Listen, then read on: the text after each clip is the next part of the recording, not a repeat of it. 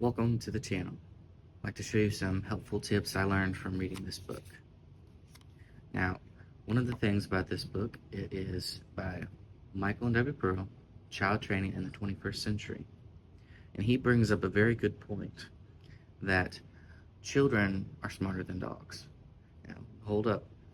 He mentions that there are police dogs and service animals that get trained to help other people, trained to do a job. Now, everyone knows that kids are smarter than animals, but yet often many parents treat their kids worse than animals. They don't train them, they don't teach them, and so they act like a wild animal in the grocery store. We've all seen that kid throw a fit and his mama did nothing. So he mentions that a child is not stupid, they can learn, they just have to be taught. And one of the lessons he uses is situations. Now, he mentions that for children there are things that they need to be taught not to touch, like a hot stove, just so they don't get hurt. And he says one of the situations you can give the child to teach them is try it yourself, place an appealing object where they can reach it, maybe in a no-no corner or a coffee table. When they see it and they dive for it, you say, no, don't touch that. And this is for a little baby here, about a year old, somewhere in there.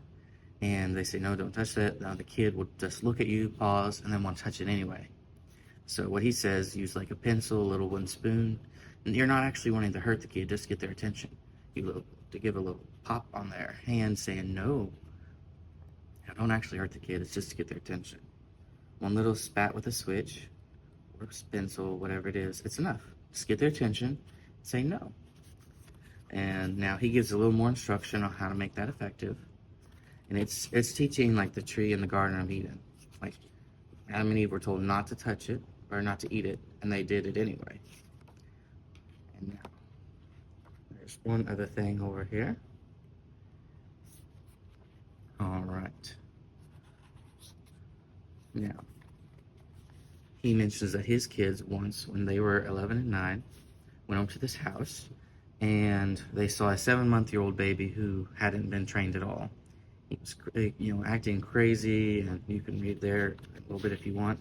But it says the mom just didn't know what to do. And the 9-year-old said, switch him. With a veteran who had been receiving on the end of a switch, my daughter answered, if he's old enough to pitch a fit, he is old enough to be switched. Some struggling parents have asked, what if the child only screams louder and madder? You have to realize he is accustomed to getting his unrestricted way, and you can expect such a response. Now he gives some instruction there on how to avoid that, how to correct that.